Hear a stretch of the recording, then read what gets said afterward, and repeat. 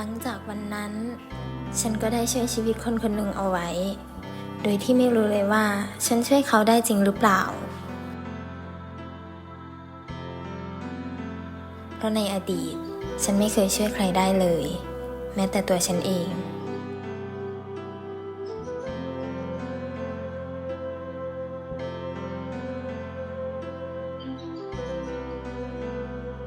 แต่มันคือความฝันของเราอะความฝันที่เราจะได้เป็นศิลปินในสักวันอะดินมีความฝันไหมชื่ออะไรวะเนี่ย